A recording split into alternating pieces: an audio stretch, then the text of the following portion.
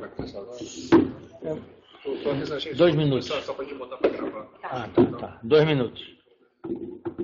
Não, estamos pontuais, né?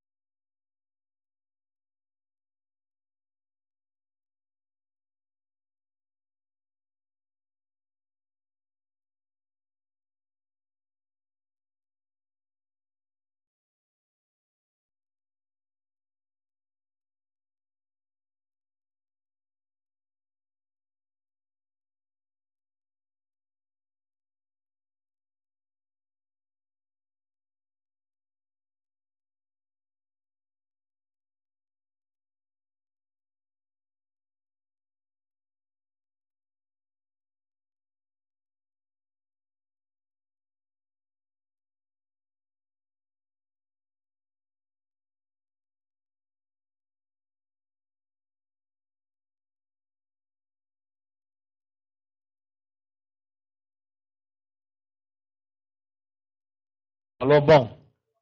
Vamos começar o Centro de Estudos de hoje. Antes eu queria dar uma informação. Depois do Centro de Estudos, 12h30, vamos ter uma reunião, uma manifestação ali em frente ao SPIA, que se chama Fica IPUB. É uma manifestação contra a ideia da universidade de demolir o IPUB e vários outros prédios da Praia Vermelha para fazer um empreendimento imobiliário aqui. E nós sabemos que é importante para o UFRJ, mas nós não concordamos em que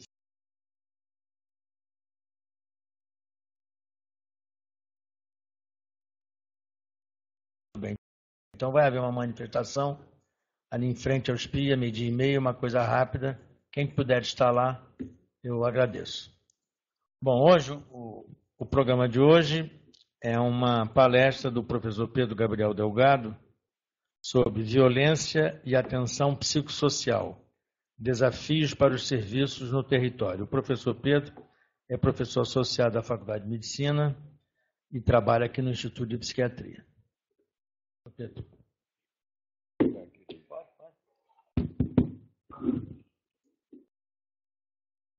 Esse é sem fio, Pedro.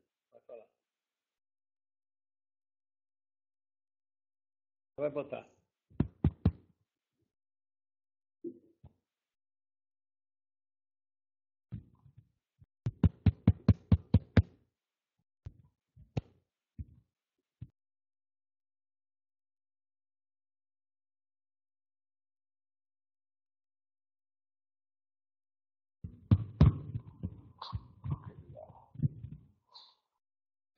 Obrigado, professor Jorge. Bom dia a todas as pessoas aqui presentes. Eu me proponho a fazer um diálogo com vocês sobre um tema que atravessa o nosso cotidiano como profissionais do campo da saúde mental e que marca também o cotidiano da população do Rio de Janeiro, especialmente. A maior parte dessa apresentação será focada no Rio de Janeiro, em situações relacionadas com o Rio de Janeiro. Esse tema ele tem sido, nos 2 últimos anos, objeto de uma disciplina eletiva que foi constituída aqui no âmbito do mestrado profissional e cuja origem remonta ao desafio concreto da atividade realizada por profissionais e por alunos da Faculdade de Medicina nas clínicas da família. Foi após uma reunião muito importante com alunos do internato e com seus preceptores, abordando o tema das dificuldades de trabalhar no território em função da vulnerabilidade, da violência, que se propôs a criação de uma disciplina. Essa é uma disciplina, portanto, uma disciplina aberta, uma disciplina que está no mestrado profissional, mas que ela se abre também para buscar a contribuição de todas as pessoas que quiserem debater esse tema, que é um tema comum. É um tema comum a todos, é um tema que necessariamente nós devemos partilhar. Eu vou, deixa eu ver se eu consigo me...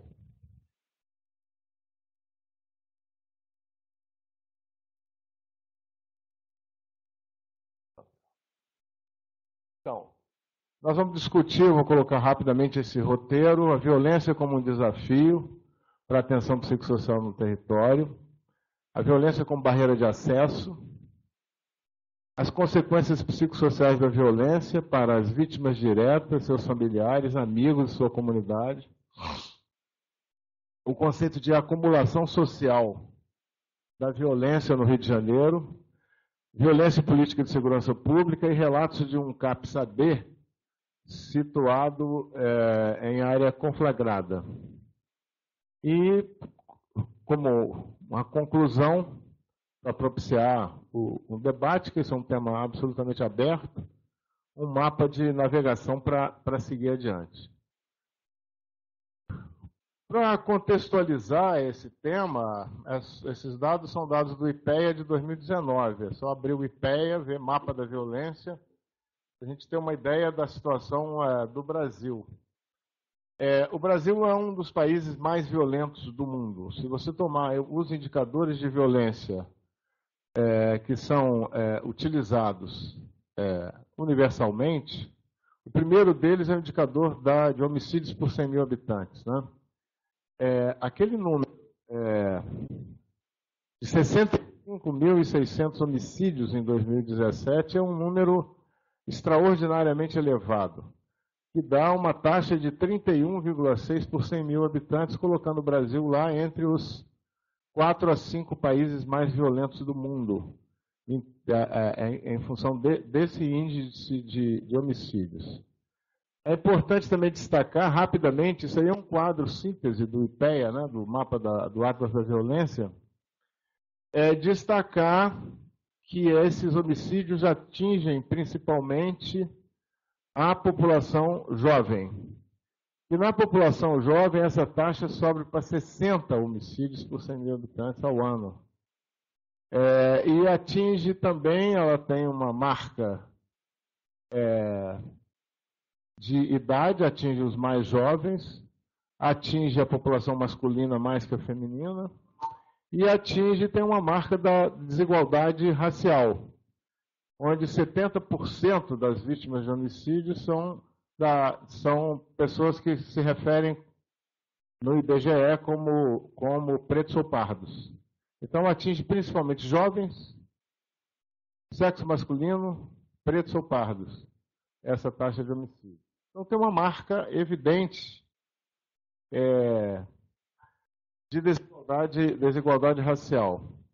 Além disso, há outros números que são muito expressivos, que é a questão do feminicídio, do homicídio da violência contra a mulher, da violência contra a LGBTI, que também está crescente no Brasil nos últimos anos.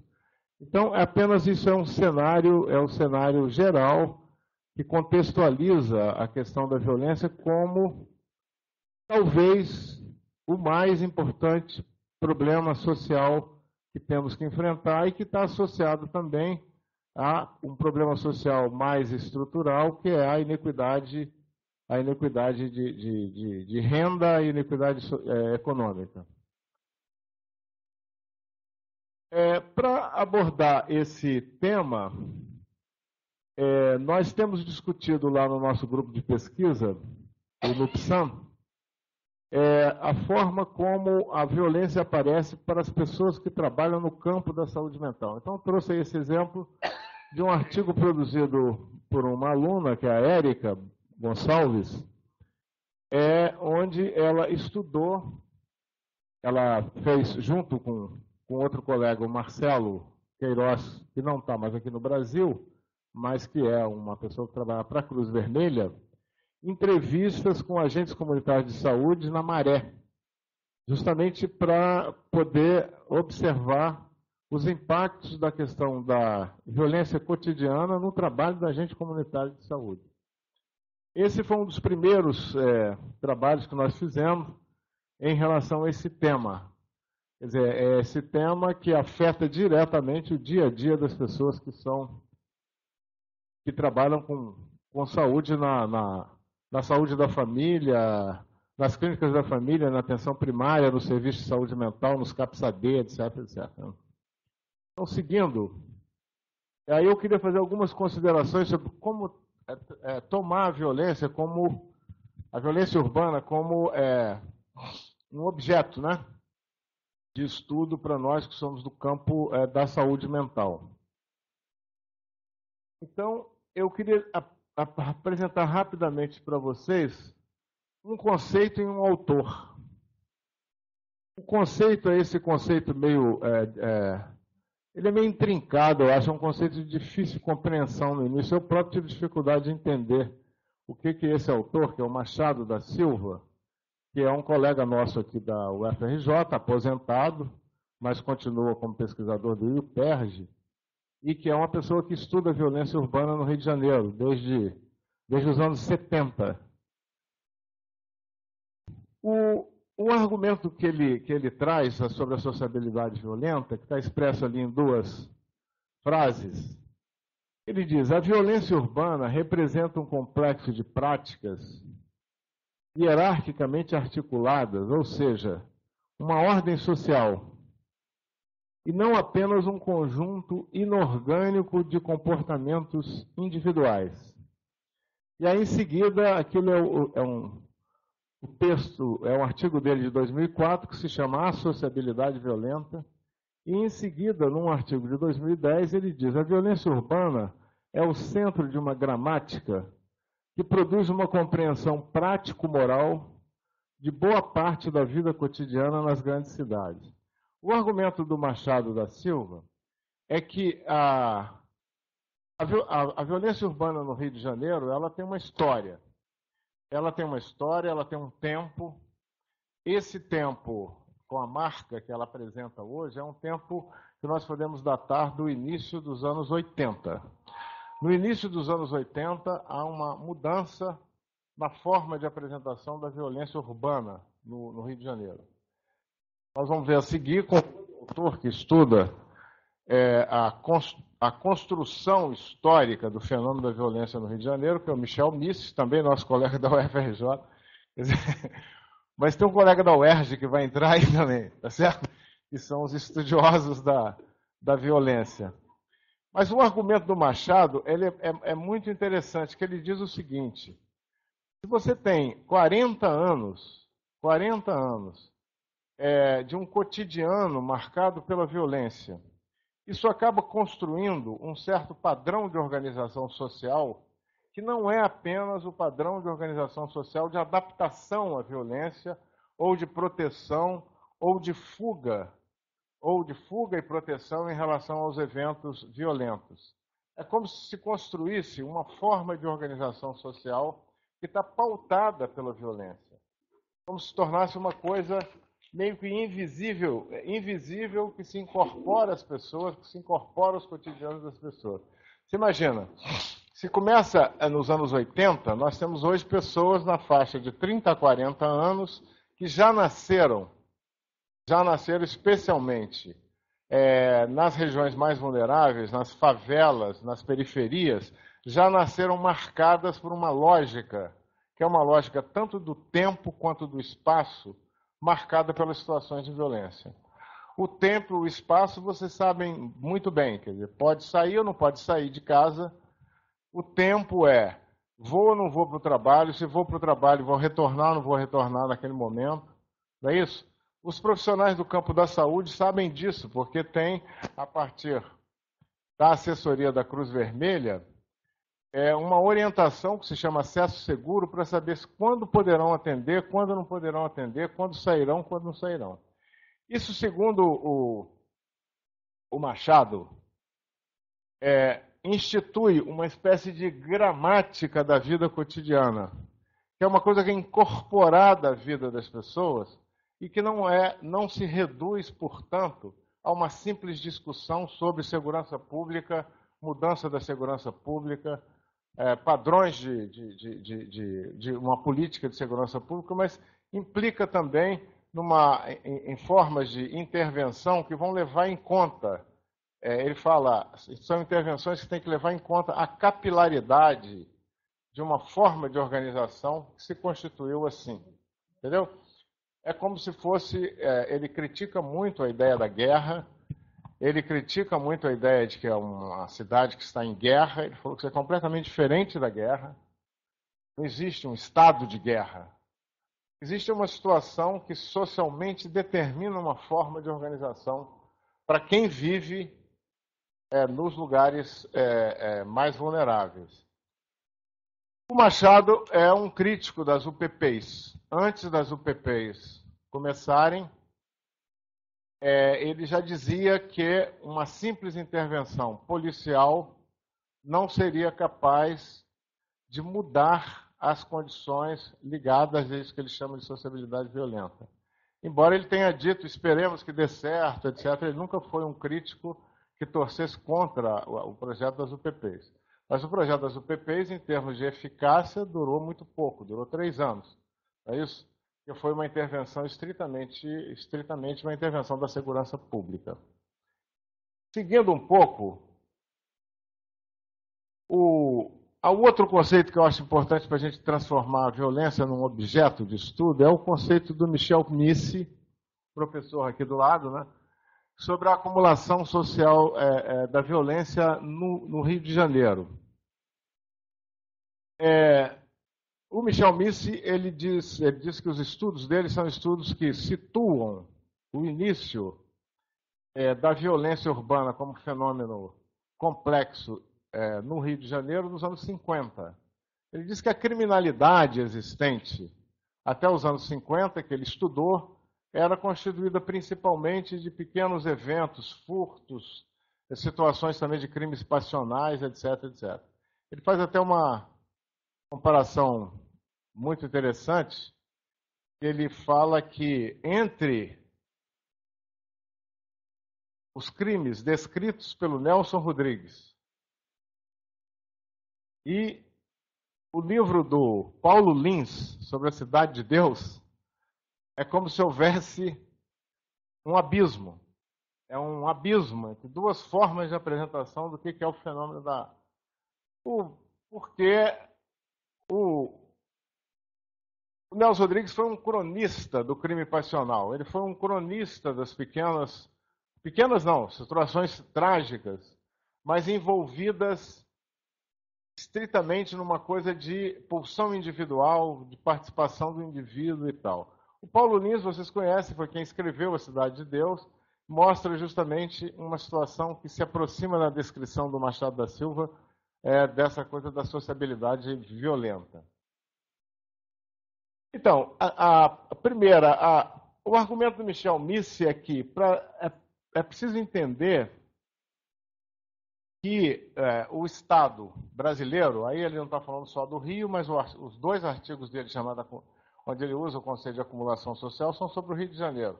O Estado brasileiro jamais conseguiu cumprir as suas duas funções, que seriam de deter o monopólio legítimo da força, o monopólio legítimo da violência, que constitui, digamos, a forma de organização do pacto social, e nem foi capaz de assegurar a distribuição da justiça. Então, sempre houve a criação de lacunas, espaços, e esses espaços que eram progressivamente preenchidos por formas de justiça sem o Estado e manifestação de força também sem a participação do Estado. Então, ele diz, sempre restaram espaços e, portanto, sempre restou uma incompletude no processo de modernização que atingiu tanto o Estado quanto a sociedade. Seguindo, ele faz uma espécie de cronologia. Até meados dos anos 50, em meados dos anos 50, aparecem os primeiros esquadrões da morte. Então, no conceito de acumulação social da violência, o que ele quer dizer é que a partir daí não é mais a violência individual, mas já existem organizações paraestatais, organizações que ocupam esse lugar de força que o Estado não está ocupando, já dando uma dimensão, portanto, mais coletiva e mais sistêmica ao fenômeno da violência. Nos anos 60, com a ditadura militar, existe, de fato, um mito de que não havia criminalidade no período da ditadura militar, que o país era um país seguro, que não havia. Isso não é uma informação consistente com os dados referentes, por exemplo, à mortalidade e outros eventos relacionados à violência. Mas o que a associação que ele faz com a ditadura militar é que, além da ditadura militar ter praticado a violência, e ao praticar a violência, ela fez também uma pedagogia da violência, segundo o Michel Missy, foi também nesse período que se expandiram os esquadrões da morte, os chamados esquadrões da morte, nesse modelo da escuderia Lecoq. A frase bandido bom é bandido morto, né, que caracteriza essa visão da entrada, de como combater a violência, é uma frase de 1964. Não estou dizendo que ela seja ligada, mas é uma frase produzida depois da morte do próprio detetive que fundou em confronto num confronto, ele como policial foi morto, e a partir daí é que se fez esse lema, se construiu esse lema de bandido bom e bandido morto, que aliás também elegeu depois deputados, etc., e virou um lema que está presente hoje também em uma certa ideia de segurança pública. No final dos anos 70, há um aumento de crimes violentos em todo o país, por conta da urbanização vertiginosa que aconteceu entre 50 e 70. Em 20 anos, o Brasil mudou completamente o seu perfil de um país rural para um país urbano, com uma urbanização vertiginosa e descontrolada. Essa urbanização vertiginosa e descontrolada criou o ambiente propício para essa ocupação das lacunas do Estado. Então, vamos pensar assim, pensem sempre, comparem com países que têm uma forte presença do Estado, embora países democráticos, com uma forte presença do Estado, como os países da social-democracia europeia no modelo escandinavo. São países que têm uma presença do Estado na segurança pública muito eficaz, mas são países extremamente submetidos à ideia de direitos humanos e direitos individuais. Então, são estados que exercem seu monopólio legítimo da violência e onde os eventos de violência urbana, de crime, são desvios. são situações de desvio da situação, digamos, da organização do Estado. E são estados que suprem, do ponto de vista do bem-estar social, situações de risco e vulnerabilidade, como desemprego, por exemplo. Como desemprego e como situações de fragilidade social. Nos anos 80, nós tivemos a mudança no mercado ilegal de drogas e armas. Então, a gente pode considerar que o que nós chamamos de violência urbana no Rio de Janeiro é dos anos 80 para cá. E nos anos 80 houve o resultado dessa urbanização vertiginosa, as cidades cresceram, e cresceram sem oferecer nem serviços, nem oportunidades de emprego, e houve uma mudança qualitativa no mercado ilegal das drogas e das armas. Então, o Brasil não é um produtor, não é um país produtor de drogas ilegais. Tem uma produção pequena de maconha. Não tem produção de cocaína. Então, o Brasil sempre foi um país de trânsito, de consumo e de trânsito das drogas ilegais. Os anos 80 são os anos da mudança desse mercado, com a entrada da cocaína. Tem um usuário entrevistado por uma aluna, que eu não vou mostrar essa declaração, mas vou mostrar outras, que ele viveu os anos 80. É um usuário que, quando foi entrevistado, ele tinha cerca de 50 e tantos anos. Aí ele faz uma descrição que é muito expressiva, que ele diz: havia o tempo da maconha e havia o tempo da cocaína. A cor da cocaína é o vermelho do sangue. Ele diz que as ruas mudaram, as favelas mudaram, as comunidades mudaram. O tipo de tráfico determinou a organização dessa sociabilidade violenta, ou dessa forma de organização, desses padrões de organização marcados pela violência. É claro que eu não preciso enfatizar isso, mas é claro que, se essas drogas não fossem ilícitas, se o estatuto jurídico da droga fosse outro, essa situação do mercado ilegal seria diferente, não é verdade? Porque é por conta do estatuto jurídico da droga ser ilegal que essa situação do mercado ilegal, com a criminalidade violenta e com o tráfico de armas, se implantou a partir dos anos 80. Uma constatação que o autor enfatiza é que, a partir disso, o foco se desloca. Agora aprendi. O foco se desloca do evento para o sujeito, do crime para o criminoso potencial, com incriminações antecipatórias das classes perigosas. Então, além de ter um efeito real de aumento da violência, aumento dos índices, por exemplo, de homicídio, existe a constituição desse deslocamento do foco do evento crime para o sujeito que é o criminoso potencial. De tal maneira que se passa, como está proposto pelo Michel Foucault em Vigiar e Punir, você passa de uma situação que é uma situação de que o crime é um evento e as pessoas cometeram, e o esforço de se entender por que determinada pessoa cometeu um crime, para uma incriminação antecipatória. Não, se ele pertence a essa comunidade, se ele pertence a esse grupo social, se ele nasceu em tal lugar, se ele tem amigos e familiares de tal tipo, ele provavelmente cometerá, ou cometeu, ou deverá ser impedido de cometer o delito. Que são as incriminações antecipatórias que caracterizam, até hoje, o movimento Parem de Nos Matar, é um movimento de resistência das populações periféricas do Rio contra o genocídio.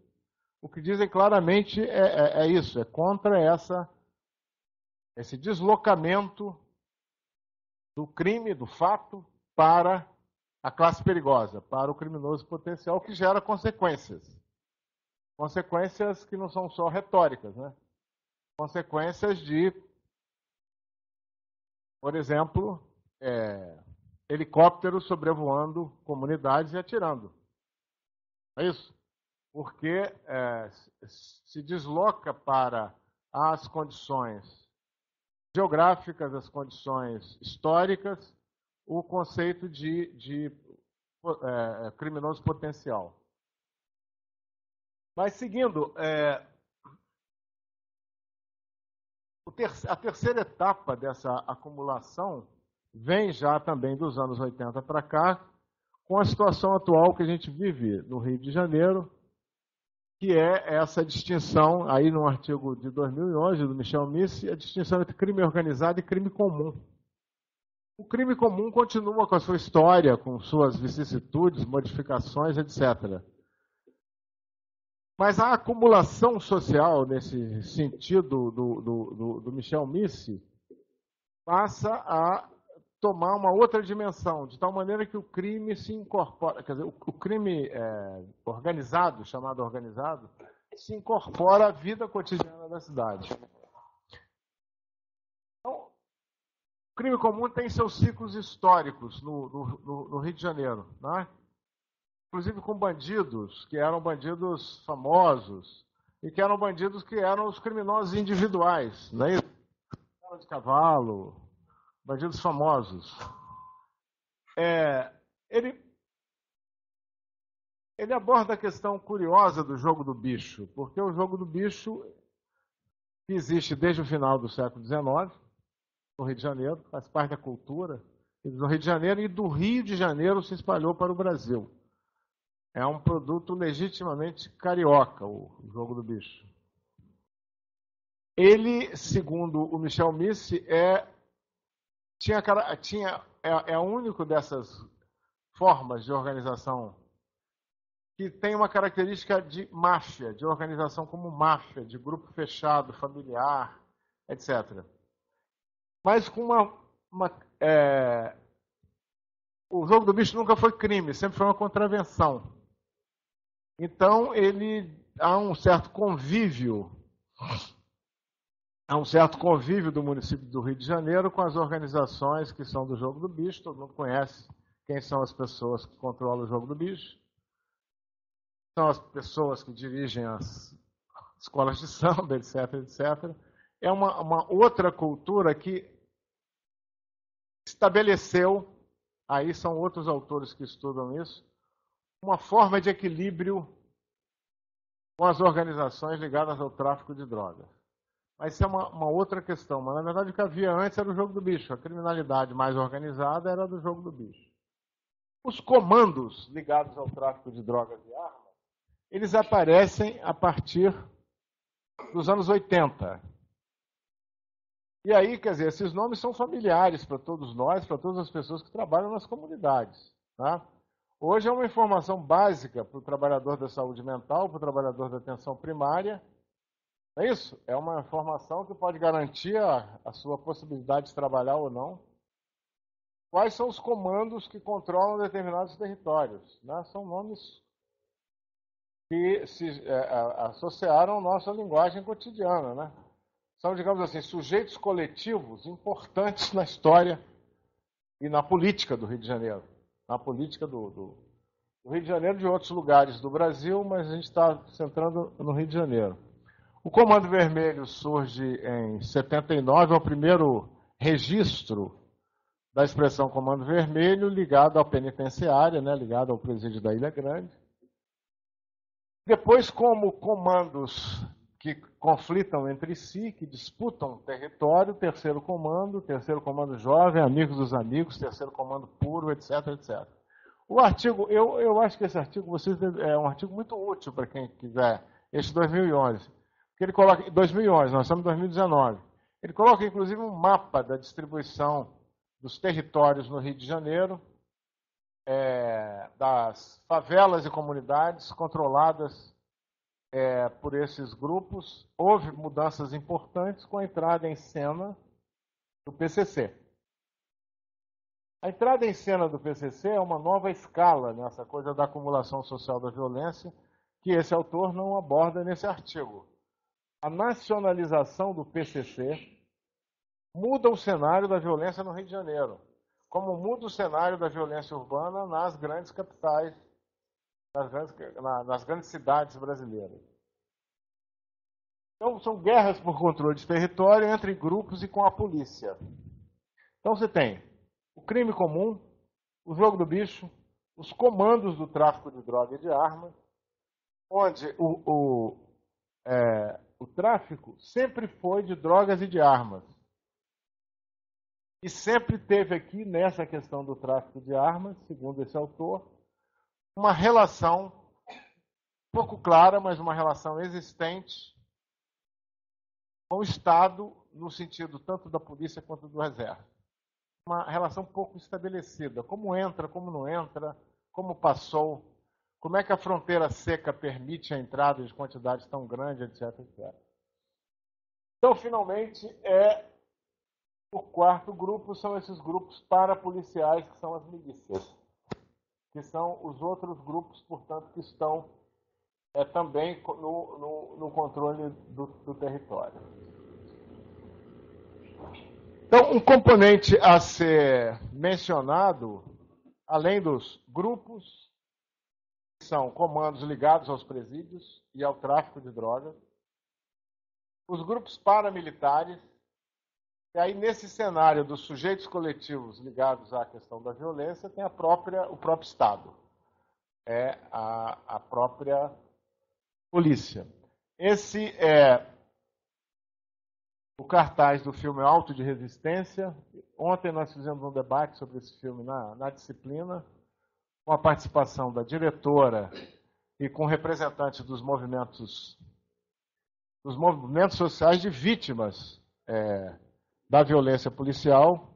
E essa questão é uma questão estrutural na discussão da violência. O auto de resistência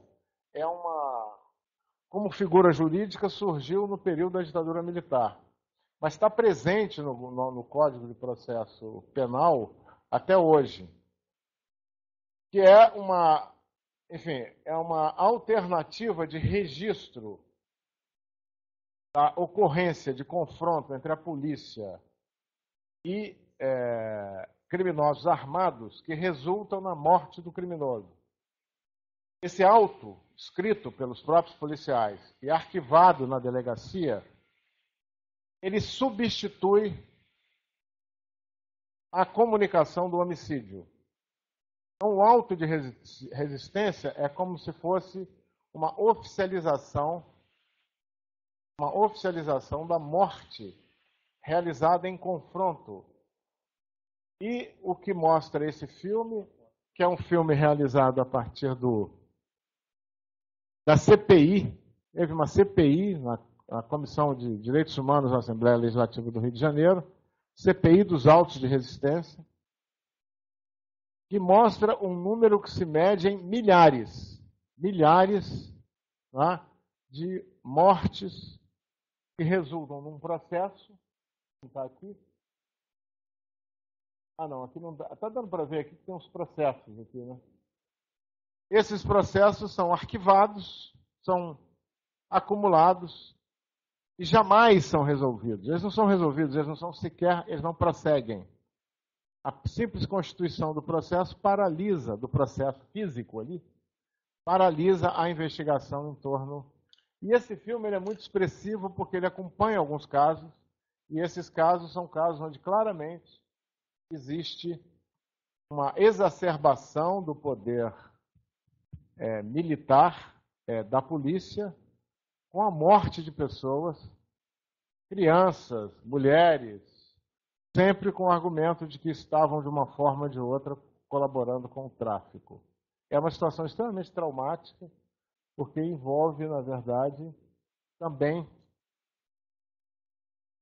um número enorme de vítimas, que são as vítimas que morrem no confronto com a polícia, e os familiares familiares e todas as pessoas, os amigos. Nós tivemos ontem depoimentos muito importantes de pessoas que são primos de vítimas, que são amigos, vizinhos, a comunidade inteira traumatizada a partir dessas diversas chacinas que a gente tem conhecimento, né? Então, esse é um cenário onde a participação aí do Estado, que exorbita do seu monopólio da violência, é decisiva. Então, dito isso, isso é um cenário meio dramático, mas, enfim, mas esse cenário, assim, quem trabalha no campo da saúde mental, quem trabalha na atenção primária, conhece esse dia a dia, né, do fenômeno da violência. Então, o que eu vou, para abrir para o debate, vou apresentar, fazer um comentário aqui, inicialmente, antes de apresentar alguns pequenos fragmentos de histórias de vida em um CAPS-AD, para mostrar que aqui, tanto no PROPSAN quanto no mestrado profissional, estão sendo realizados alguns trabalhos, acadêmicos que dão conta dessa entrada dos serviços de saúde e de saúde mental nesses territórios tomados pela violência como fenômeno cotidiano. Então, nós temos um acervo que vai se constituindo de trabalhos que eu diria, no plano ainda de mestrados e doutorados, que são trabalhos que constroem e recuperam a experiência de construção de serviços nesse lugar. Aliás, recomendo, saiu uma publicação da Fiocruz, que é a revista Hades, desse mês, do mês anterior. A capa é o CAPS Miriam Makeba. Vocês viram? Com relato das pessoas e tal.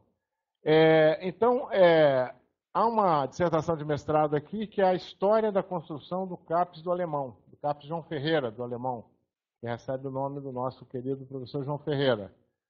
Há uma dissertação de mestrado de uma aluna lá do nosso grupo que estuda o Jacarezinho e mostra como a própria urbanização do Jacarezinho se modificou a partir dos anos 80 com a questão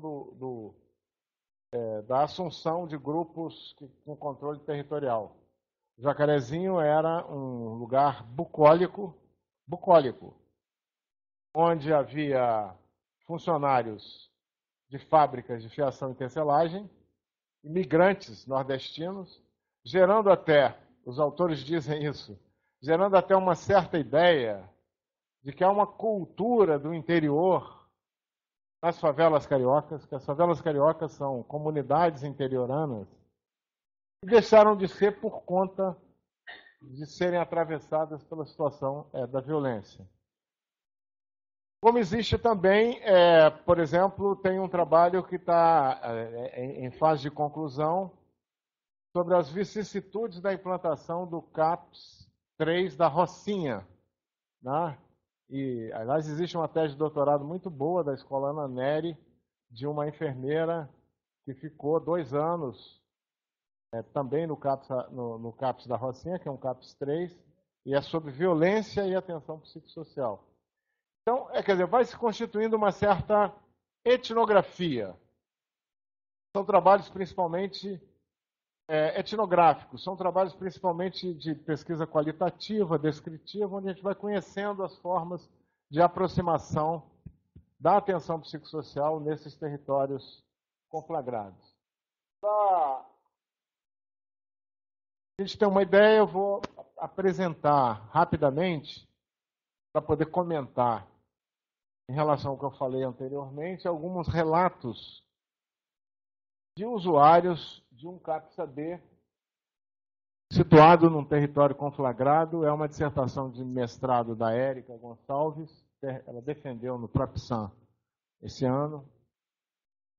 Esse território é dividido em áreas dominadas pelo tráfico e pela milícia, Eu não vou identificá-lo aqui, por uma recomendação, inclusive, da própria banca examinadora. E o CAPS-AD situa-se na área neutra, que é a área que não é nem da milícia, nem do tráfico, que é o centro dessa comunidade e que é considerada a área da polícia. É quase como se fosse mais um terceiro território dominado por uma outra. Alguns usuários são moradores de abrigos, precisam transitar diariamente por território hostil. É uma região, aqui no município do Rio, de vulnerabilidade social extrema e uma elevada mortalidade por suicídio de pessoas jovens. Quer dizer, as pessoas, os usuários desse serviço são usuários que morrem muito jovens, em função desse contexto da violência. As falas são um pouco assim. Essa usuária, todos os dias eu conto mais de 50 cápsulas de bala no chão. Lembro de uma vez em que cheguei à comunidade, olhei para o valão e a água estava vermelha, vermelha de sangue. A entrevistadora pede para ela confirmar, porque parece uma coisa que é uma imagem, uma metáfora. É de fato uma metáfora se o valão estava vermelho de sangue ou se havia de fato a presença de sangue. Nesse primeiro ano, já me vi muita gente morrer, me joguei muitas vezes no chão para me proteger de bala. E essa outra frase aqui é muito dura, né? Que há muito tempo atrás eu disse que aquele lugar tem cheiro de gente morta.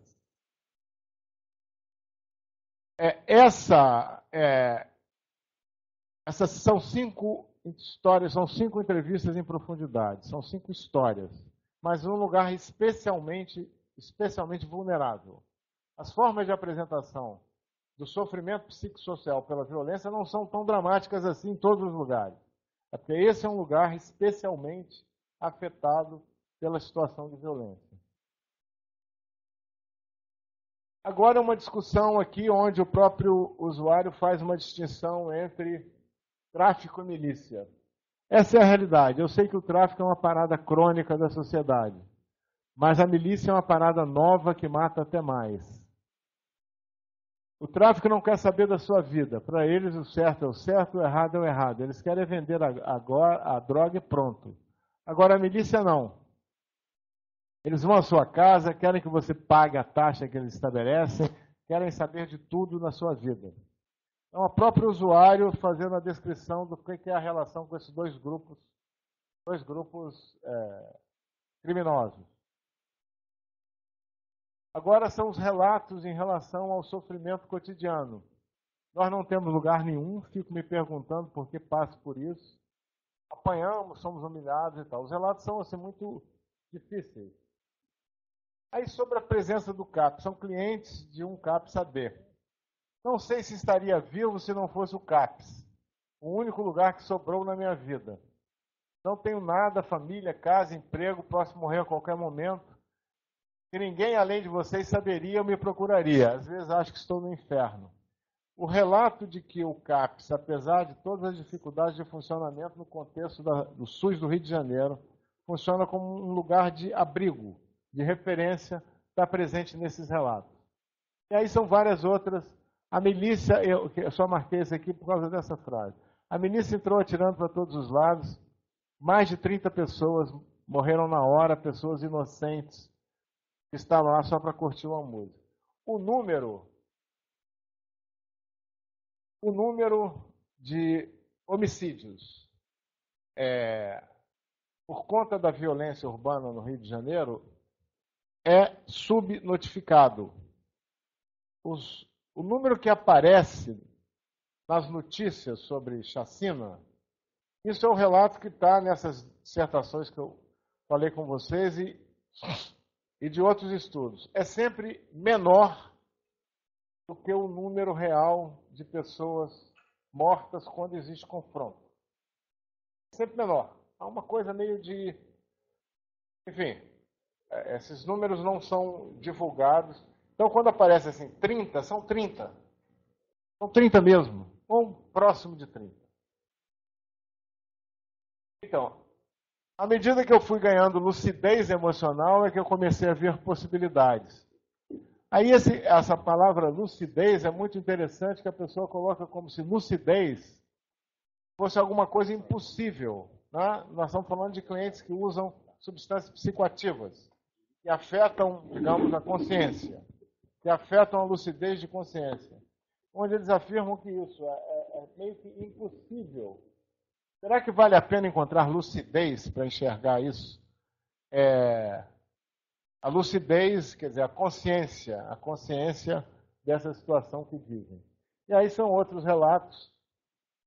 Esse relato, que aparece assim, a violência está naturalizada, etc., são relatos assim de uma pessoa, de um usuário que tem curso superior, incompleto. Um usuário que tem um relato, uma crítica sobre,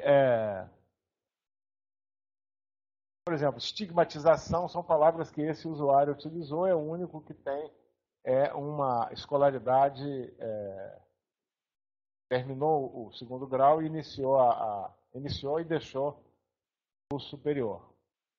Então, são esses relatos.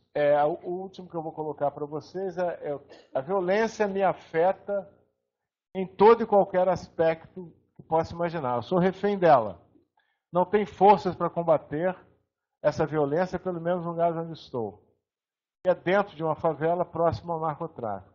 A cada tiro que escuto, gera em mim uma marca. O tiro que escuto atinge o meu corpo. Eu estou escutando tanto tiro que eu acho que já não tem mais espaço no meu corpo. Muito impressionante essa vivência de que o corpo foi atingido pelo ruído do estampido. E não sobra mais espaço para ouvir mais esse estampido. É uma vida sob um terror permanente, né? Então, a questão é muito difícil para quem mora dentro da favela enxergar outra possibilidade, conseguir outras possibilidades de sair, etc. Então, esses relatos ali, peguei alguns só para dar uma ideia.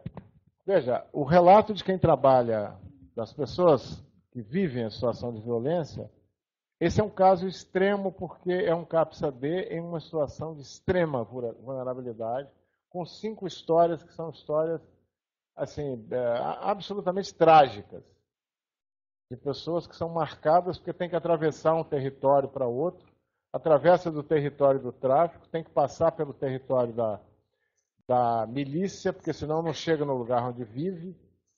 Então, a cada dia não sabe se vai sobreviver, literalmente. E chega no CAPS, o CAPS é um lugar, tem um relato ali que diz assim, o único lugar que eu sei o que eu estou fazendo é quando eu chego no CAPS. E é justamente de uma usuária, que a equipe do CAPS, está no relato da Érica, dizia que não queria fazer absolutamente nada que o CAPS lhe oferecia. Ela não fazia nenhuma das atividades que o CAPS oferecia, não participava de grupos, de atividades e tal. Mas no relato dela, ela dizia, o único lugar onde eu sei o que eu estou fazendo é quando eu venho no CAPS. Nos outros lugares eu estou sobrevivendo. Estou sobrevivendo e correndo dessa situação. Então, para terminar, violência, drogas e atenção psicossocial. É preciso destacar a potência do cuidado no território, a potência dos consultórios na rua como um dispositivo.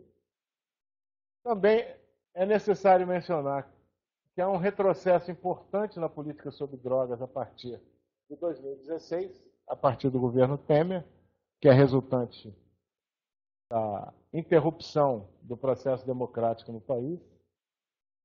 Destacar o plano de segurança pública do governo atual, que gera um terror absoluto nas comunidades carentes, esse plano de aumento da escalada da violência policial, que é o plano de segurança pública do governo Bolsonaro. E a questão penitenciária, que é a questão central nesse problema todo. O Brasil é o terceiro país com a maior população penitenciária do mundo. Ele está atrás dos Estados Unidos e da China. Dos Estados Unidos, porque os Estados Unidos é um país em que a política penitenciária é a política de segurança pública. e da China por causa da população da China. Então, há uma relação direta com a questão da explosão das penitenciárias com 700 mil pessoas, 750 mil pessoas. E esse plano de segurança pública é um plano para ampliar as penitenciárias, além de privatizá-las. Dá para gestão privada as penitenciárias. E aí, para completar, eu acho que todo esse cenário é um cenário meio dramático, é um cenário difícil, mas a gente tem que construir uma agenda para a saúde mental. Tem que seguir construindo ações de extensão, articulação com os movimentos sociais. Ontem, no debate do filme, surgiu uma proposta muito interessante de fazermos uma oficina aqui no IPUB com os movimentos Mães da Maré, Mães de Manguinhos e tal, para discutir a questão do apoio psicossocial. Várias pessoas da universidade pública, da UFRJ, da UERJ, etc., participam desse esforço de trabalhar com os efeitos psicossociais da violência.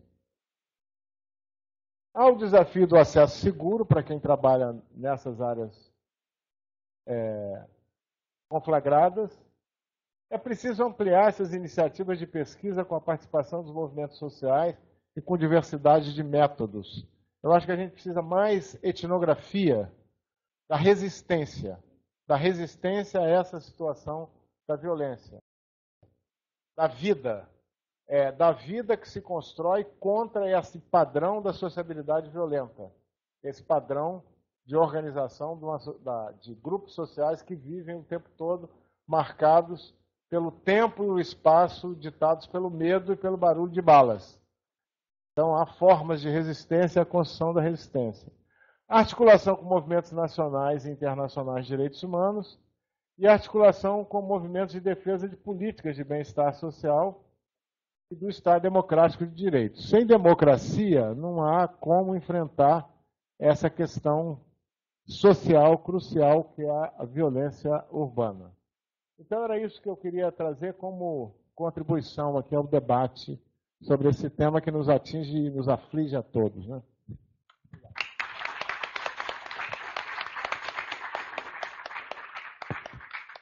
Muito obrigada, professor Pedro Gabriel.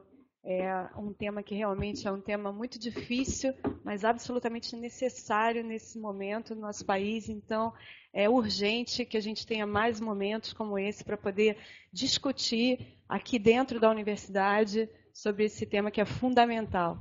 E antes de abrir, então, para as perguntas, não só as perguntas daqui, mas também da web, porque hoje a gente tem essa relação com a Rede RUT de telemedicina e também esse projeto de extensão do Instituto de Psiquiatria, que é um projeto de educação permanente em saúde mental e psiquiatria. Nós temos também mais de 100 alunos na internet, então as perguntas também podem vir da internet. Mas eu queria colocar uma questão que eu acho que é extremamente importante quando você fala nesse final na agenda, né? Que eu acho que realmente é um ponto que a gente tem que realmente pensar. Porque é certo que hoje a gente tem um ambiente que, por um lado, tem um aumento da valorização do preconceito, do estigma com saúde mental, da violência, da solução dos problemas de uma forma extremamente obtusa, que é matando pessoas. Então, a gente tem todo esse cenário. E, por outro lado, a gente também tem um cenário desses abrigos para essas pessoas, então dessa solução da gente poder ter um cuidado diferenciado, num cuidado realmente pensado, que são os CAPs, também sendo desvalorizados, principalmente os CAPs AD.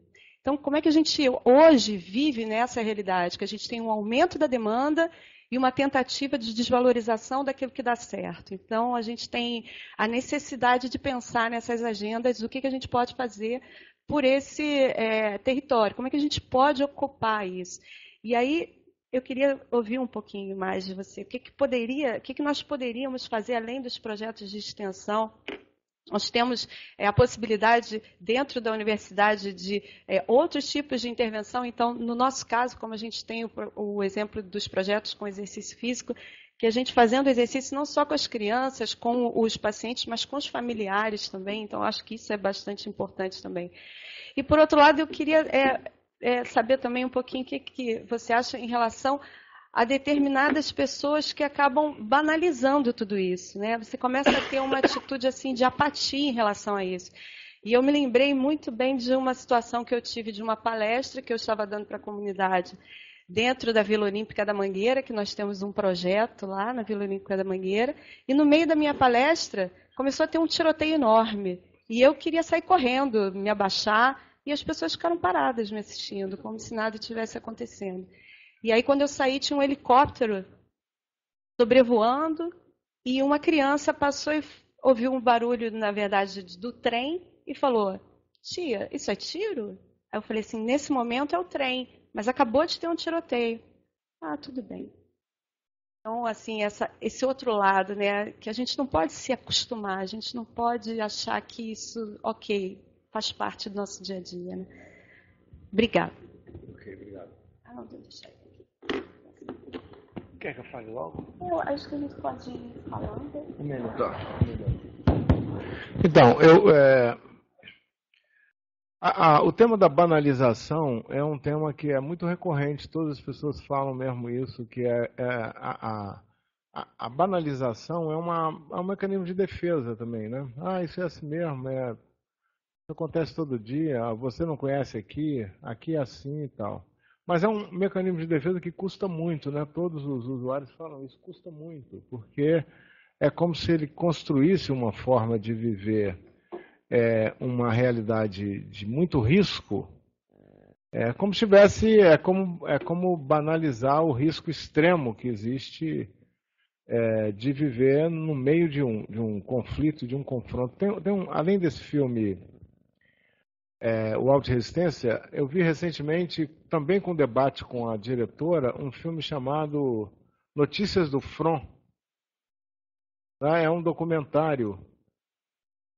E é muito impressionante porque o material, viu, André? O material utilizado pelo diretor do filme é um material de um cinegrafista amador que mora na comunidade e que se dedica a registrar diretamente ali a questão dos confrontos.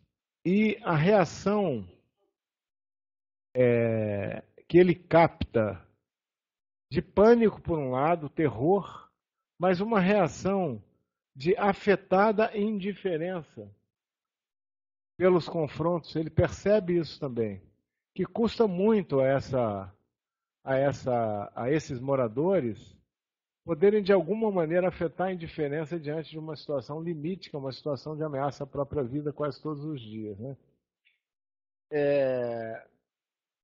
Então, eu acho que não, enfim, não é o mecanismo de defesa que funciona. Por outro lado, o que tem tornado essas pessoas mais resilientes é o trabalho militante, colaborativo, parceiro, de busca de reparação, de justiça, de organização das comunidades, que a gente tem visto em diversos movimentos, como Parem de Nos Matar, como Mães de Manguinhos, Mães da Maré, que são, né, uma forma de construir e de fazer um enfrentamento em relação a essa situação.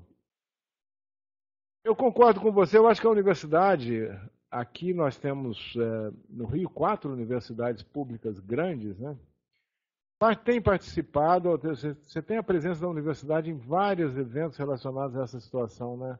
Mas eu acho que isso pode ser tornado alguma coisa muito maior do que porque muito mais intensa, que a universidade tem que se solidarizar ativamente com essa situação, que é uma tragédia social que nós só vamos superar quando superarmos também situações que são determinantes estruturais para essa questão da tragédia e da violência. São os determinantes tanto econômicos quanto os determinantes políticos, né?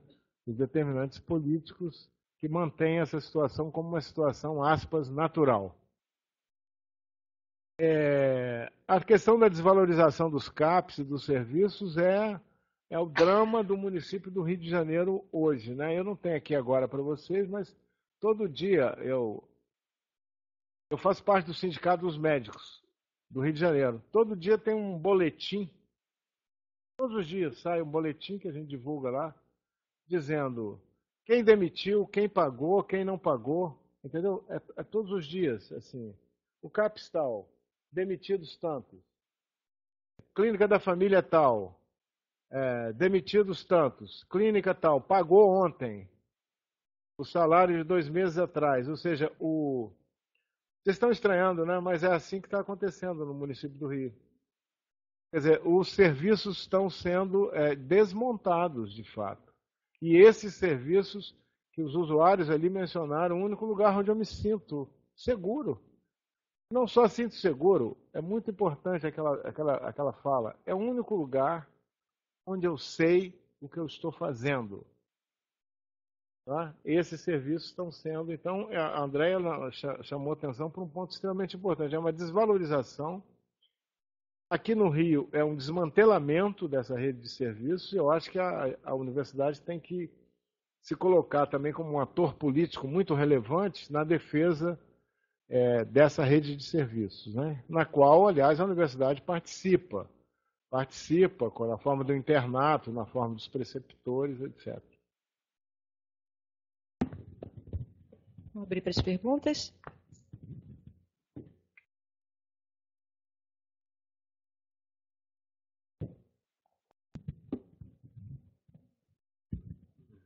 Bom dia a todos. Dizer que é uma alegria estar aqui e poder me dizer que estou muito contemplada com essa apresentação hoje, porque a gente está na preceptoria de campo dos residentes multiprofissionais e a gente está dividido por região e me senti totalmente contemplada. A gente acabou de sair de um grupo onde as usuárias falaram da questão da violência, que estão permeadas pela violência no cotidiano. E aí eu vou trazer algumas questões aqui para a gente pensar, Os relatos que apareceram lá não tinham nenhuma base delirante, Tudo que você fala aqui, Pedro, quando você fala, a gente escuta assim, eu sou filha do Castor de Andrade, a milícia invade a minha casa, a polícia chega matando, isso a gente acabou de ouvir, gente, está fresco, a gente acabou de ouvir e subiu. Eu não quero morar na favela. Nossos filhos saem, a gente não sabe se eles podem voltar, eles não têm direito a lazer, a cultura. Tem trabalhador morrendo na favela, isso a gente acabou de ouvir. E isso me faz pensar nesse compromisso, tanto institucional quanto assistencial, que a gente está aqui nesse mandato do Instituto Pipiu. E aí, esse território não está sendo fácil para quem está lá, para nós que estamos no território, uma vez que a gente vai a esses serviços, ouvir do usuário dizer assim, o CAPS é muito bom, as coisas estão tão ruins e que aqui eu estou me sentindo protegido. E aí é uma proteção dessa que a gente ouviu o Pedro falar, E eu me pergunto algumas coisas aqui. O que a gente está fazendo, Porque a gente talvez esteja fazendo a farmacologia da violência. Porque a gente está medicando a violência. E aí a gente tenta colocar num procedimento ou numa medicação lícita tamanha dificuldade de estar num território de violência contínua. A pessoa ouvia bala e sentia o corpo perfurado. Isso me faz perguntar mesmo, é um relato ou é um delírio? Isso me vem como questão. E eles identificam o CAPS, eles falam do CAPS como esse lugar, mas também entendem a precariedade. E aí, nesse sentido, eu tenho falado com muita, até para um pouco provocativo, que a gente tem mais psiquiatra por metro quadrado dentro do Instituto de Psiquiatria. E a gente não tem, os psiquiatras não estão no serviço, em quantidade desejável. Não sei o que a gente pode pensar enquanto universidade, como a gente pode oferecer um cuidado fora, porque essas pessoas têm essa demanda. Como é que a gente cuida? Eu estou só falando do cenário da Zona Oeste. É um cenário gigante, marcado pela diversidade econômica, de um lado, mas também intensa de violência, e que a gente tem que saber com isso, inclusive. A universidade, nesse momento, também, porque a gente está na precariedade também universitária, então, o que a gente dispunha numa certa tranquilidade, o professor Jorge Adelino está aqui, a gente não dispõe mais que esse trânsito, de poder ter o carro para esse deslocamento que é tão longe, chegar em Santa Cruz, tanto daqui para lá como de lá para cá, e os pacientes falam isso. né, que para a família vir aqui é muito difícil, e a visita também faz parte desse processo de cuidar. São várias coisas, mas é trazer aqui para a gente ter essa reflexão da dimensão que a gente está aqui, né, no cuidado. Deixa eu rodar um pouco.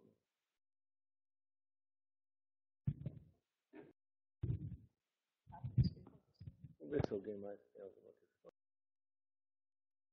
Professora Maria.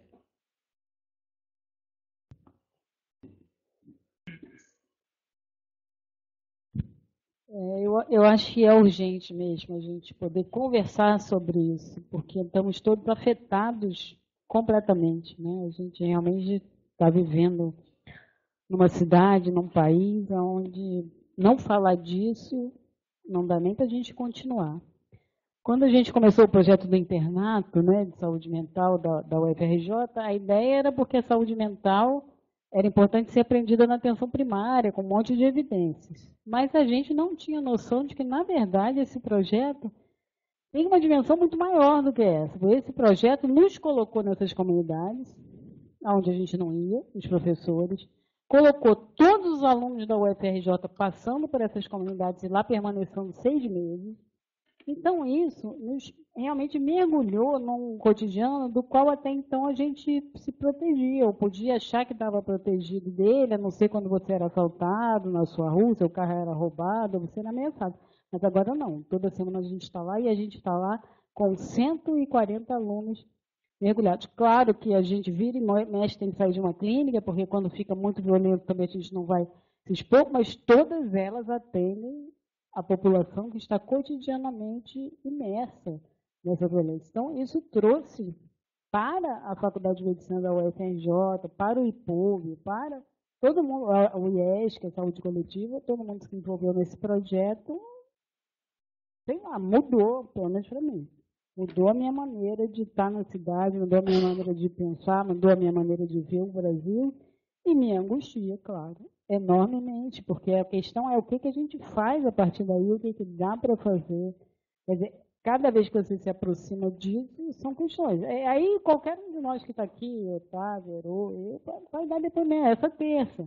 O menino, 17 anos, roubou um celular, correu para devolver, o garoto da classe média chamou a polícia, ele está num processo de liberdade assistida, tentando fazer tudo certo, indo para a escola, não sei o quê. Vai da casa da mãe para a avó, é pego pela polícia, espancado, quase morto. Só não foi morto porque ele é muito atlético e conseguiu fugir. E aí ele abandonou tudo. E por aí vai, é um relato atrás do outro. A maioria já tem alguém que está morto, ou neto, ou filho. Ninguém não tem alguém que já foi assassinado na sua família. Então, o que a gente faz? Eu acho que essa é a pergunta. Assim. Como a gente tem muitos amigos, muitos colegas que estão indo embora. Eu, curiosamente, visitei agora um amigo em comum nosso em São Paulo, e a mulher dele, que é uma professora da USP. A primeira coisa que ela me disse para a geração mais nova é ir embora do país.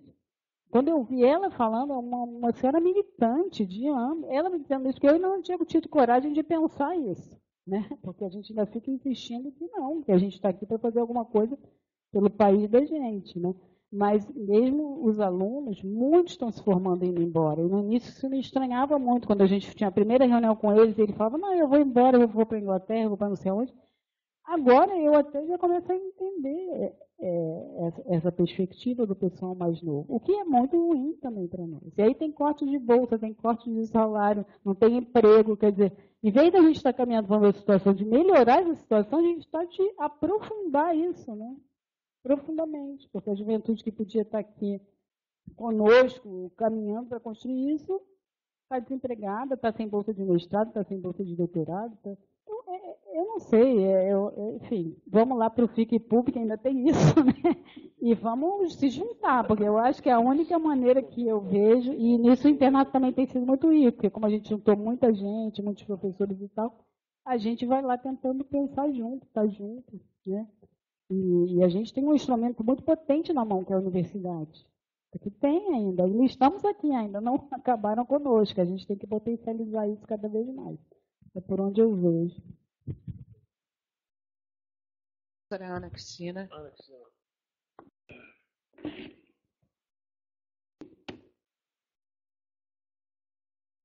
Não, eu só queria ressaltar o que a gente pode priorizar aí nessa lista, que foi importante ela ficar exposta aí, né? Construindo uma agenda para a saúde mental.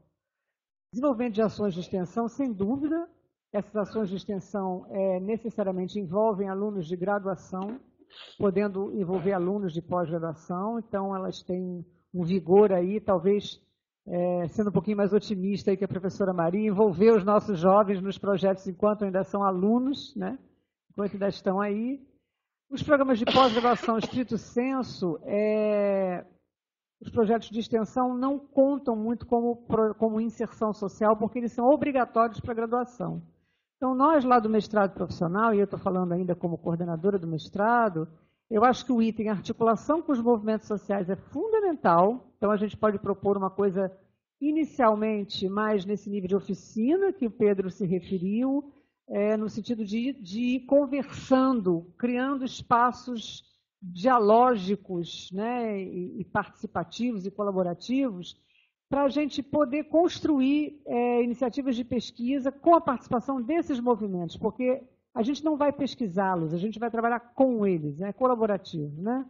Então, primeiro a gente tem que estar junto com eles, depois a gente constrói, dentro da proposta mais acadêmica, o que interessa a eles e como que a gente pode servir mesmo, como que a gente pode ser utilizado pelos movimentos sociais, por esses grupos. Eu já tenho contato com vários, tem muita gente que está em contato com vários movimentos.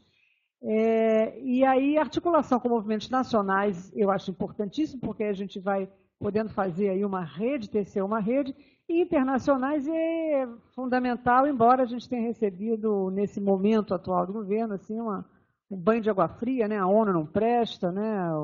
Os americanos estão jogando a ONU no lixo, então tem uma série de questões aí que a gente não pode renunciar só porque tem o Trump lá, o Trump Tower em cima da gente.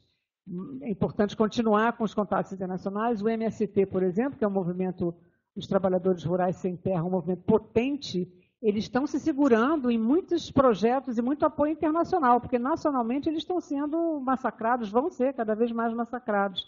Mas como eles têm uma produção forte, né, eles realmente são produtivos, pagam imposto, enfim, eles estão dentro da cadeia produtiva rural brasileira, de qualidade, eles conseguem mais apoio internacional, eles são exportadores, inclusive, né, principalmente de arroz integral orgânico e outros produtos, internacionalmente. Então, eles conseguem ter um apoio internacional mais efetivo. A gente continua fazendo, batendo na porta da ONU e tal, mas eu acho que talvez outros apoios internacionais mais efetivos, né, que seria uma etapa, digamos assim, a mais avançada. Primeiro, a gente tem que conversar muito e estruturar essa parceria com os movimentos sociais mais locais, o que a gente tem à mão, né? E seguir adiante, acho que é urgente.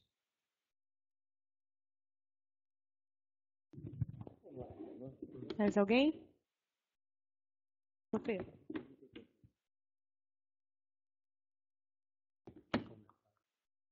Eu vou fazer uma pergunta para o Pedro, mas queria fazer um comentário sobre o que a enfermeira Luciana falou.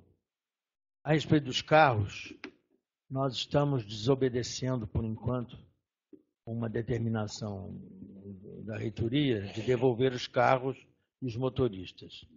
Nós estamos estudando uma possibilidade de pagar por isso.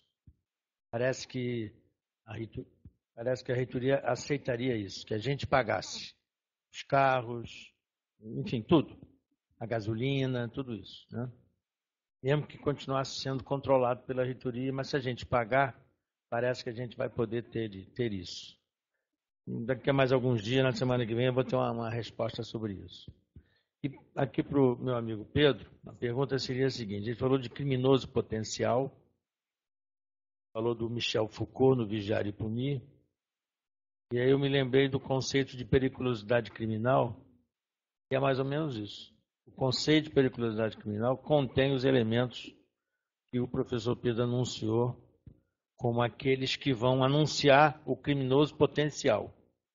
Então, esse conceito está em vigor, é assim em todas as legislações pelo mundo afora. A avaliação da periculosidade criminal leva em conta exatamente os aspectos que o Pedro levantou. Então, eu queria ver se o Pedro fazia um comentário sobre isso. Que é assim, no mundo inteiro é assim. Eu conheço a legislação de muitos países a esse respeito. E esse é um assunto que eu já estudei, já publiquei, já fiz uma dissertação de mestrado. Então, é muito parecido com o que o Pedro falou. Só para ver o Pedro fazer um comentário sobre isso.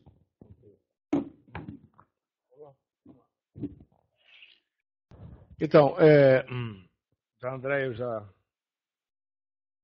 comentei. Luciana, você fez alguns comentários com os quais eu concordo. Acho que tem essa coisa de poucos psiquiatras no serviço, sem dúvida. Tem vários serviços que estão funcionando com psiquiatras com poucas horas semanais, pouquíssimas horas semanais. Mas também outros profissionais com poucas horas semanais. É uma situação muito grave da rede de saúde do município do Rio. Vou fazer uma consideração final sobre o que a gente pode fazer em relação a isso. A questão de medicar a violência é uma questão, medicar as consequências psicossociais da violência, eu acho que, enfim, é uma questão que vai estar colocada, né, para todos, né? Em alguns momentos, a dor é insuportável. É isso? A dor é insuportável. Em alguns momentos, essa dor pode ser minorada com o uso de alguma substância que diminua essa dor insuportável. Mas certamente que tem uma consequência que é um aumento do uso excessivo de medicamento principalmente ansiolítico, não é? Quer dizer, é um problema a mais, quer dizer, a supermedicalização, não usar a medicação quando ela é necessária, mas a supermedicalização em função do mal-estar, né? Do mal-estar que a Maria, eu acho assim que é muito importante essa decisão do internato da UFRJ se realizar na comunidade. É preciso sustentar isso. Isso tem que ser uma bandeira a ser sustentada, porque está sempre sob ameaça, permanentemente sob ameaça. Por conta justamente das condições reais de risco que ocorrem nessas comunidades. Mas é absolutamente fundamental que a nossa faculdade de medicina tenha essa vinculação e essa presença na comunidade. Tal. Eles formam um novo tipo de médico, um novo tipo de profissional, e já está tendo consequências, sem dúvida, né? Mas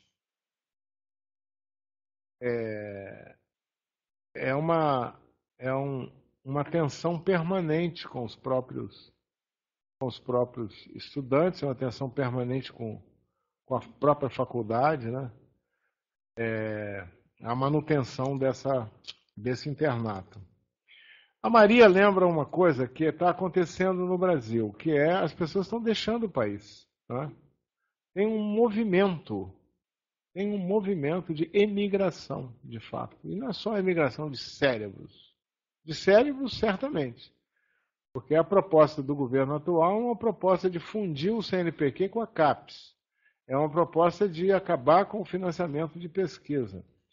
Os grandes pesquisadores brasileiros têm saído muita coisa sobre isso, né? Tem saído artigos densos sobre isso. Os grandes pesquisadores brasileiros que produzem foram o tempo todo, não só no campo da saúde, da medicina, não. Foram o tempo todo pesquisadores, desde a graduação. Desde a graduação, eles são pessoas que fazem uma carreira de pesquisa que é financiada pelos órgãos de fomento à pesquisa estatais. Como acontece nos países que têm uma produção de ponta na pesquisa. A pesquisa norte-americana é financiada pelo Estado, é financiada pelo governo norte-americano. A pesquisa em países europeus de ponta é financiada também por órgãos de incentivo à pesquisa. Então, eu acho que tem a migração dos cérebros, né, a chamada migração de cérebros, que eu acho que é uma expressão até um pouco pedante para A pessoa não é só um cérebro, né? Ele está também... Não é só um pesquisador, não são só pesquisadores, as pessoas estão indo embora do país. O país está produzindo uma situação de desesperança e desalento, né? Isso é gravíssimo, isso é uma situação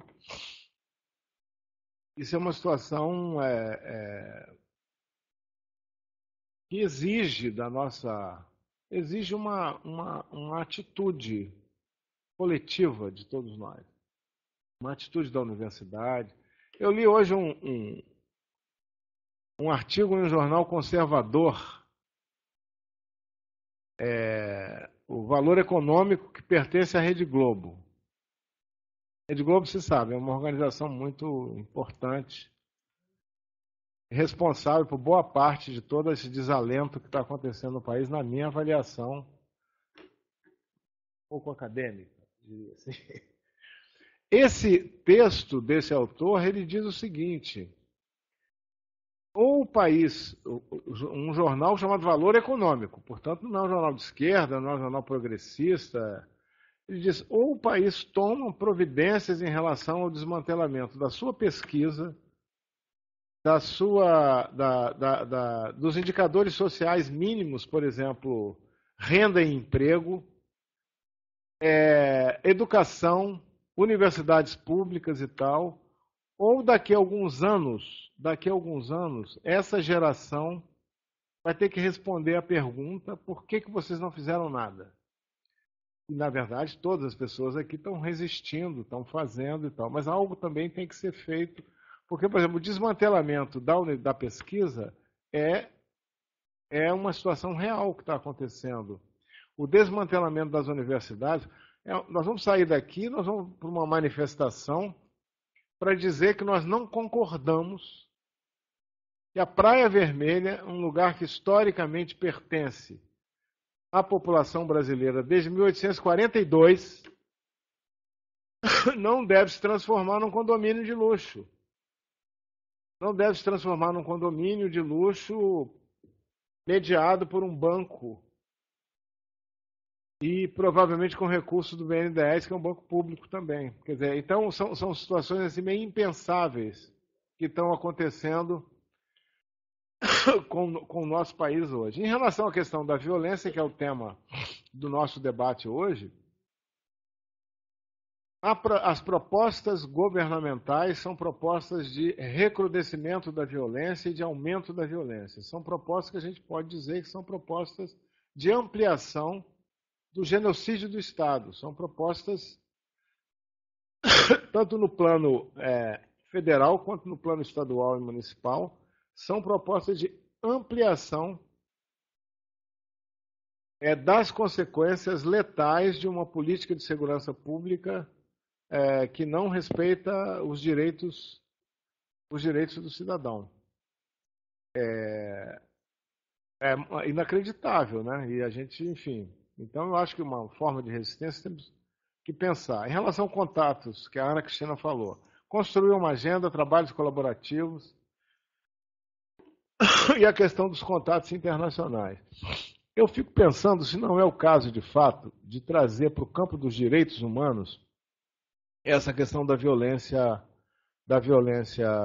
urbana e aí sim retomar contatos com organizações de direitos humanos, não só do ponto de vista de organizações não governamentais, mas com com o próprio autocomissariado de direitos humanos da ONU, que hoje é liderada pela Michelle Bachelet, que é uma médica, que foi presidente do Chile, que é uma latino-americana e que certamente conhece essa situação que nós estamos vivendo e que foi recentemente também ofendida pelo presidente aqui do país. Aliás, ofendida não, foi mais do que isso, né? Foi uma coisa relacionada à morte do pai dela sob tortura no regime militar chileno. Então, eu acho que sim, talvez buscar uma articulação em termos da ONU, do Alto Comissariado de Direitos Humanos, porque de qualquer maneira, a questão da violência urbana é uma questão que afeta diretamente a sobrevivência física das pessoas e que tem uma relação direta com a iniquidade social e com a falta de uma política de segurança que respeite a vida. Não é uma política de segurança que respeite a vida, ao contrário, não precisa dar os exemplos do governo estadual, de manifestações do governo estadual, todo mundo sabe disso, não é necessário falar. O Jorge fala da questão da periculosidade. Então, a questão principal é os países que não têm essa lacuna mencionada ali pelo Michel Misse, onde o Estado supre tanto a questão da justiça social, digamos, do bem-estar social, supre a questão da autoridade na segurança pública, né? E a oferta da justiça para dirimir conflitos, nesses lugares, então vamos pensar nos lugares do bem-estar social escandinavo. Nesses lugares, o conceito de periculosidade se aplica de forma técnica. Pode se aplicar de forma técnica. Pessoas que podem, de fato, representar um risco. Nos países como os nossos, o que se dá é esse deslocamento, onde a noção de periculosidade é um preconceito. É um preconceito letal. É um preconceito em função de moradia, local de moradia, filiação, vizinhança, cor da pele, essencialmente cor da pele. E o genocídio da população negra brasileira é um fato concreto, verificado em todas as cidades brasileiras e no Rio de Janeiro verificado dessa forma. Então, quer dizer, aí a noção de periculosidade ela fica absolutamente deslocada, né? Porque ela fica totalmente deslocada. Não é disso que se trata. A periculosidade vira pura categoria de acusação e é uma acusação genérica associada a fatores que são fatores socioeconômicos, étnicos, de gênero. Por exemplo, o homicídio de LGBTI, o feminicídio, tá? E o genocídio da população negra. Então, o conceito de periculosidade fica completamente deslocado, ele não se aplica, porque você vai dizer então que a população negra é mais perigosa, aliás, as pessoas dizem, né? As pessoas dizem isso, não é? Dizem isso, às vezes você ouve isso com... Então, é isso. Eu queria agradecer aí Posso agradecer agradecer a atenção de vocês. Eu sei que esse assunto é um assunto difícil, né? Danado, né? Eu pensei ontem, estava pensando assim, como é que eu ia apresentar. Pensei, como é que eu vou apresentar isso de uma forma otimista, de tal maneira que todas as pessoas saiam daqui animadas, não é? Enfim, uma agenda. Então, há muito o que fazer. É isso? Hein? Isso. Ação, protagonismo, autonomia e parceria e solidariedade. Parceria, cooperação, solidariedade. Há muito o que fazer. Há muito o que fazer nesse campo de violência e atenção psicossocial. Obrigado, então, a todos.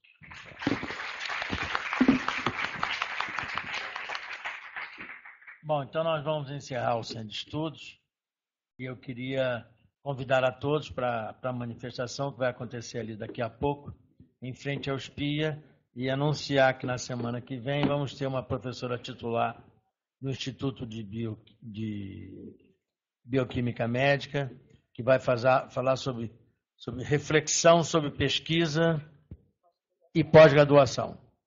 Muito obrigado. Pedro, obrigado, hein?